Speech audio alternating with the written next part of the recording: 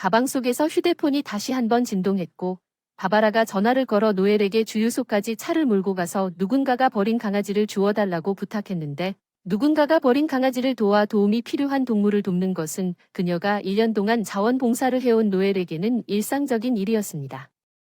동물보호단체에 도움을 주고 정기적으로 보호소에 가서 수의사로서 식품약이나 돈을 가지고 그녀는 지체 없이 병동을 검사하고 치료했습니다.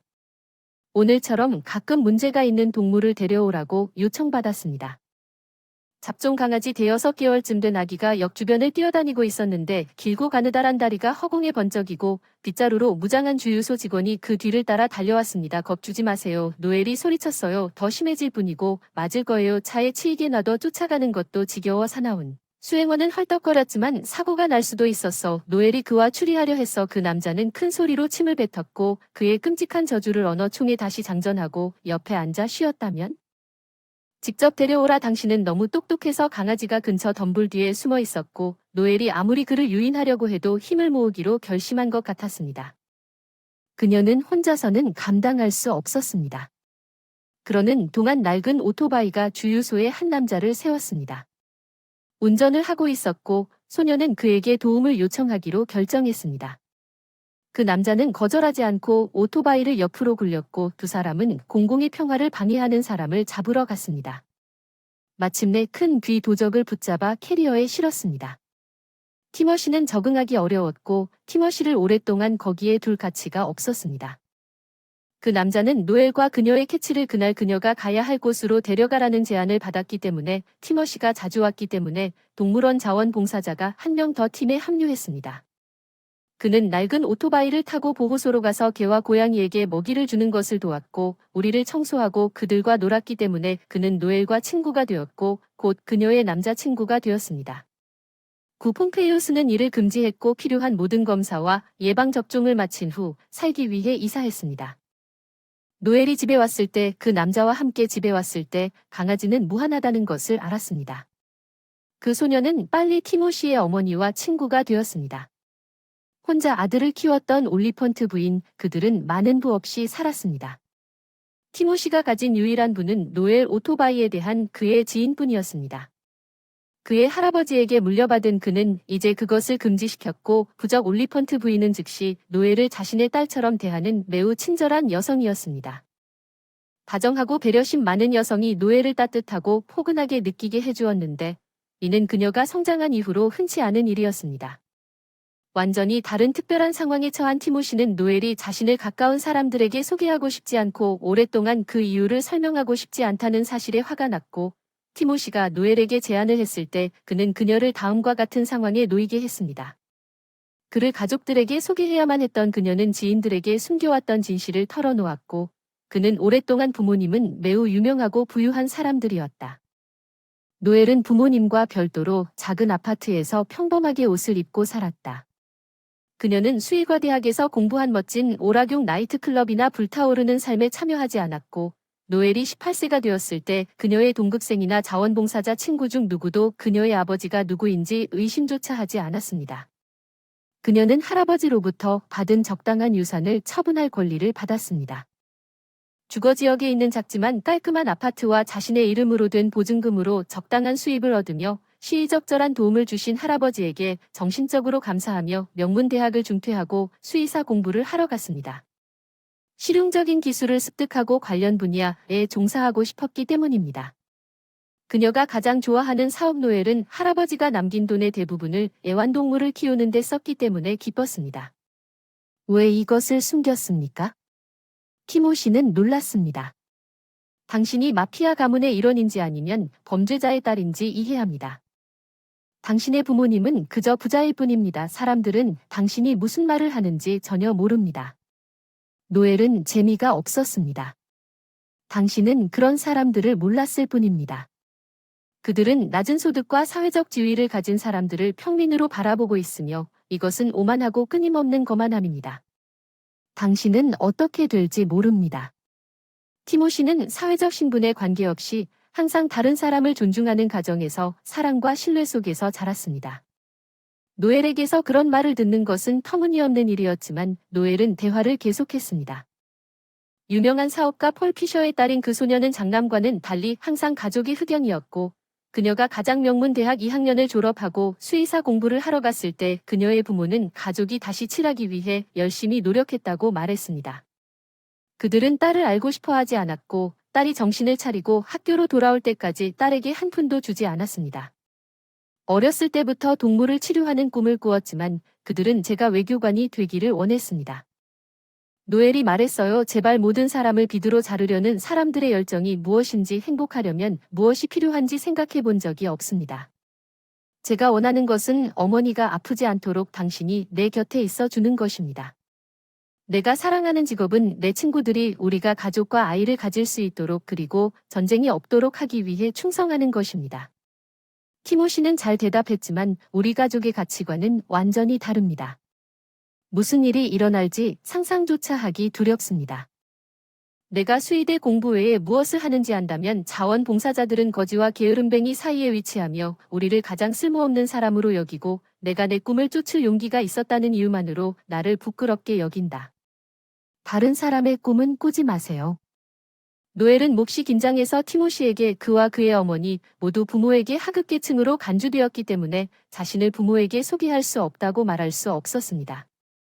이 생각은 참을 수 없을 정도로 잔인하고 역겨웠습니다. 노엘은 말 그대로 그녀를 미워했습니다.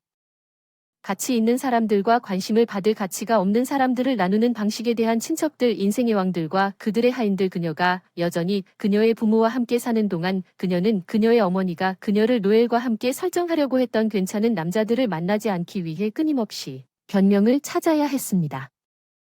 또 도망가는구나. 내 친구 헬레나와 그녀의 아들이 곧 여기 올 거야. 크레이그가 정말 매력적인 청년이라는 걸 기억하니?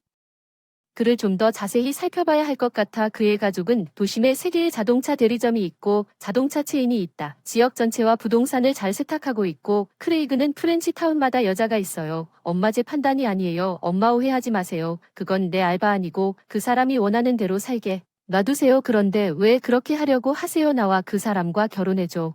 돈만 있으면 우리가 행복해도 상관없어. 노엘이 독립생활을 시작한 지 3년이 지났고 공부를 마치고 있었고 부모님은 가족이 그리고 노엘의 형에게만 후손에 대한 이해에 모든 희망을 걸었습니다. 그는 서클의 젊은이들이 어때야 하는지에 대한 그들의 모든 생각에 완전히 일치했습니다. 그는 명문대학을 졸업한 후 아버지가 그를 데리고 회사에서 일하면서 모든 것을 배우고 후임자를 준비했습니다. 작년에 아버지의 건강이 크게 악화되었습니다. 불행하게도 그는 아들이 도박꾼이 될 줄은 전혀 몰랐고 불과 몇 년 안에 딸을 자랑스러워하고 저주할 줄은 몰랐습니다. 그가 그의 아버지가 평생 성취한 모든 것을 곧 잃게 될 그의 아들에게 회사를 맡기기로 결정했을 때 그러나 그건 나중이고 지금 당장 노엘은 부모님과 그들의 도덕적인 가르침을 들을 시간이 없었습니다. 그녀는 온 마음을 다해 티모시를 사랑했습니다. 그들은 종종 자전거를 함께 탔고 노엘은 약혼녀에게 온몸을 매달린 것이 세상에서 가장 행복한 사람처럼 느껴졌습니다.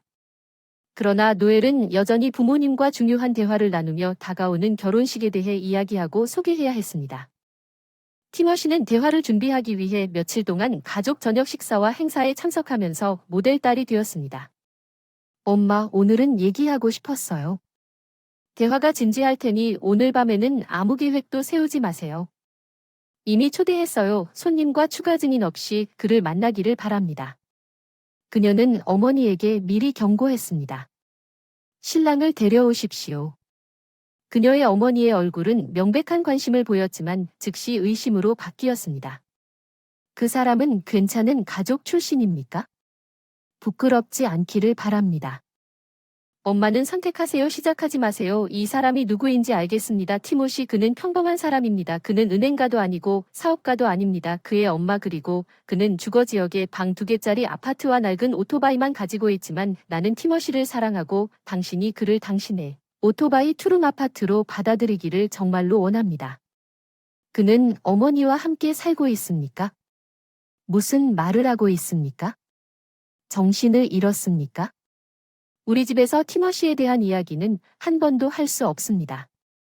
둘째, 이 라가머핀은 우리 집에 발도 들여놓지 않을 거예요. 좋아요. 엄마 그럼 저도 티모시처럼 라가머핀이에요. 그런데 엄마 저는 그동안 자원봉사자로 일했어요. 온갖 더러운 일을 다 했어요. 알다시피 청소는 했어요. 벼룩이 개들에게 감염되고 고양이에게 백선을 치료한 후 기록을 단번에 바로잡기로 결심한 노엘은 그날 이후로 부모님 집에 다시는 나타나지 않고 아파트를 임대하고 졸업장을 방어한 후 티모시와 함께 이사했다고 말했습니다.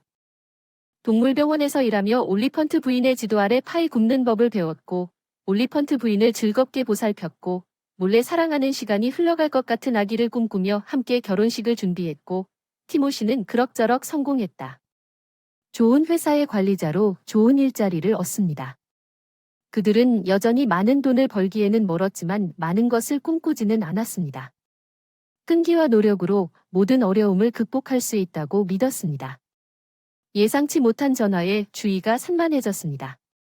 노엘이 저녁 식사를 준비하고 있는 것은 아마도 티모시가 직장에서 돌아오는 것일 것입니다. 분명히 그는 차에 무엇을 살지 묻고 싶은 것 같습니다. 나는 그에게 큰 소식을 축하하기 위해 케이크를 사달라고 부탁할 것입니다. 노엘은 생각에 웃었고 티모시는 오늘 밤에 그것을 아직 몰랐다고 생각했습니다. 큰 놀라움이 그를 기다리고 있었습니다. 노엘은 임신했지만 전화에 알 수 없는 번호가 나타났습니다. 노엘이 전화를 받았고 그 순간 올리펀트 부인은 미래의 며느리의 얼굴이 새파랗게 질려 벽에 기대어 비틀거리며 있는 것을 보았습니다. 노엘은 숨을 헐떡였습니다. 조용히 말을 할 수 없는 올러판트 부인이 전화를 받았고 그가 지금 중환자실에 있다는 말을 들었습니다. 그는 긴급 수술이 필요합니다. 그의 생명은 위험에 처해 있습니다. 아무것도 이해하지 못하고 올러판트 부인이 물었습니다. 전화 반대편 목소리에 대해 티머시는 설명했습니다. 올러판트는 구급차에 의해 세 번째 병원의 중환자실로 이송되었습니다. 가능한 한 빨리 우리에게 와야 합니다. 분명히 그는 수도로 이송되어야 할 것입니다. 여성들은 두려움에 떨 시간이 없었고 수도에서의 수술이 요구할 눈물입니다. 큰 돈이 있어서 둘 다 아파트를 뛰어다녔습니다. 담보로 삼을 수 있는 모든 것을 모아 노엘은 티모시와 결혼식을 위해 저축한 돈을 모두 챙겨 올리펀트 부인과 함께 병원으로 달려갔습니다. 물론 그들은 집중치료실에 들어갈 수 없었습니다. 2시간의 고통스러운 기다림 끝에 마침내 의사가 나와서 티모시가 직장에서 돌아오는 길에 차에 치여 오토바이를 타고 가다가 과속 운전자에 의해 막혔고 부상은 몸 전체에 있었다고 설명했습니다. 가장 심각한 것은 그의 뇌 손상이었습니다. 우리는 그의 상태를 극도로 심각한 것으로 평가했습니다. 우리는 피해자에게 응급치료를 제공했습니다. 출혈을 멈추었습니다. 우리 신경외과의가 티모시를 도울 만큼 유능할지 확신이 서지 않습니다. 미국에서 가장 경험이 풍부한 신경외과 의사 중 한 명이 있는 진료소에서 돈이 많이 든다고 즉시 경고합니다. 그러니 아들과 남편의 생명을 구하고 싶다면 급히 그들을 찾으십시오. 올리펀트 부인은 그것을 보고 눈물을 흘렸습니다. 아파트를 팔아도 필요한 금액제때에 그렇게 많은 돈을 모을 수 없다는 것을 알았습니다. 이건 울지 마세요. 구하려고 노력할게요. 아파트를 팔게요. 더 비싸서 티모시를 구할게요. 하지만 거기에 당시 부동산업자와 모든 절차를 처리할 시간과 힘이 없었기 때문에 노엘은 부모에게 의지하기로 결정했습니다. 그녀는 부모 앞에서 어떤 굴욕도 당할 준비가 되어 있었기 때문에 부모님이 그녀에게 신용으로 돈을 주고 그녀의 미래의 아버지를 구하는 데 도움을 주었습니다. 헝클어진 머리를 하고 눈물을 흘리며 얼굴을 붉힌 채 친정으로 돌진한 아이. 친척들은 겁을 먹었지만 딸에게 너무 화를 내며 달려가 무슨 일이 있었는지 묻지 못하고 아버지가 미친 사람처럼 집에 왜 들이닥치느냐고 물었다. 아무 일도 없었다는 듯이 엄하게 아빠 돈이 정말 필요해요. 티모시가 죽어가고 있어요. 긴급하게 수도에서 수술이 필요해요. 살려주세요. 신용으로만 돈을 주세요. 아파트를 팔게요. 다 갚을 텐데 급하게 필요해요. 당신이 집을 떠나서 아버지와 어머니를 버리고 이제 우리에게 늘 경멸했던 돈에 대해 이야기하고 싶다는 것을 아주 급하게 알고 있습니까? 분노로 타오르는 아버지의 콧구멍 나에게서 한 푼도 받지 못할 것입니다. 남자친구가 죽도록 놔두십시오. 모두를 위해 더 나은 사람이 되십시오. 노엘은 믿을 수 없다는 표정으로 아버지를 바라보았습니다. 아버지의 오만함에 익숙했지만 그에게서 이렇게 끔찍하고 영혼 없는 말을 들을 줄은 전혀 예상하지 못했습니다. 그녀는 어머니를 돌아보며 그녀의 눈에 싸늘한 무관심을 보았습니다. 어머니는 고개를 저으며 이렇게 말했습니다. 아버지 말이 맞아요. 당신이 그 라가머핀에 연루되었을 때 우리를 배신한 돈을 우리에게 요구할 권리가 없습니다. 우리는 당신의 광기가 곧 지나가길 바라며 그 남자의 문제에 간섭하지 않을 것입니다. 그녀의 부모는 그녀를 지나쳐 방을 나갔습니다. 노엘에게 묵묵히 애원해도 소용없다고 분명히 말하면서 그녀는 이미 알고 있었고 부모님을 영원히 잃었다는 사실도 알고 있었습니다. 그녀는 니콜에게 결코 돌려주지 않을 것임을 깨닫고 집 밖으로 뛰쳐나갔습니다. 집 아래 정원에서 목소리가 들렸습니다. 방금 인생에서 가장 역겨운 대화가 벌어졌던 거실에 열린 창문. 노엘은 가족 중 자신이 사랑하고 항상 옆에 있어준 유일한 사람이 할머니임을 보았습니다. 당신의 대화를 들었습니다. 제 아들이 당신에게 매우 속상해하고 있습니다. 그는 자기가 얼마나 잔인한지 이해하지 못하지만 단지 당신이 그의 뜻에 복종하기를 원할 뿐입니다. 그 할머니는 자기 아들을 정당화하려는 듯이 말했고 나는 당신이 고통받기를 원하지 않습니다. 내가 가진 것을 보세요. 그녀는 노엘에게 항상 사용하던 금색 신용카드를 건넸습니다. 작은 지갑에 보관되어 있던 할아버지가 당신을 위해서라기보다는 우리에게 유산을 남겨주셨다는 것을 아십니까? 노파는 살짝 미소를 지었고 나에게는 더 많이 그는 똑똑한 사람이었으며 젊은이들에게는 물고기를 줄 수 없다는 것을 이해했습니다.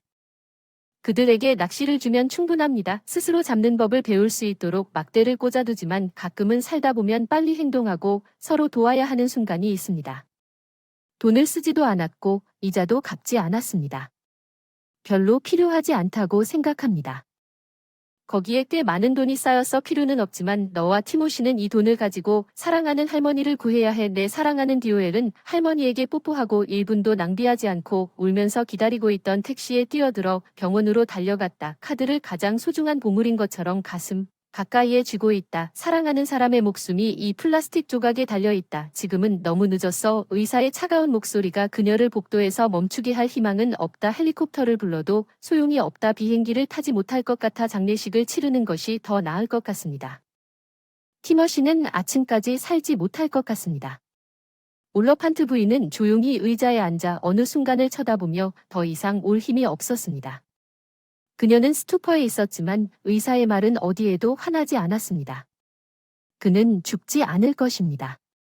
그녀는 소리를 지르며 의사와 간호사를 옆으로 밀어 집중 치료실로 돌입했습니다. 그녀는 그녀를 막으려는 직원의 시도를 무시하고 티모시를 찾고 있었습니다. 노엘은 그녀가 발견할 때까지 방과 병동으로 뛰어들었습니다. 티머시는 매우 창백한 표정으로 누워 있었습니다. 산소를 공급한 인공호흡기계 그의 심장은 여전히 뛰고 있었고 그는 깊은 혼수 상태에 있었습니다. 전문가가 아닌 사람이라도 생명이 사랑하는 사람을 깨울까 두려워하는 것처럼 어린 몸을 조심스럽게 떠나고 있음을 알 수 있었습니다.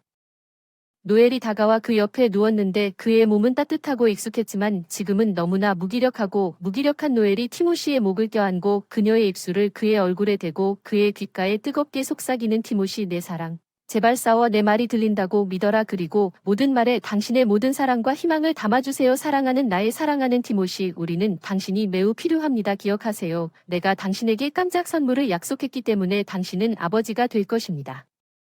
내 말 들리나요? 당신은 아버지가 될 것입니다. 그녀의 목소리는 문자 그대로 소리칠 때까지 점점 더 커졌습니다.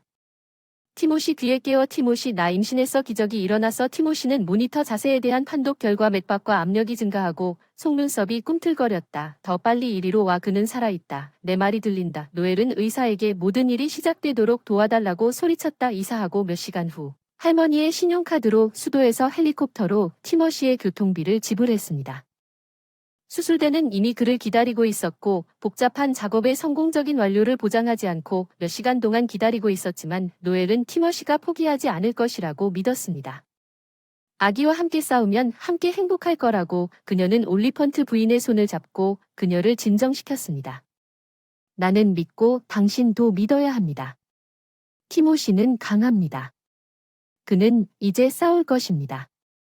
그는 우리가 아기를 갖게 될 것이라는 것을 알고 최선을 다할 것입니다. 티머시는 살아남았습니다.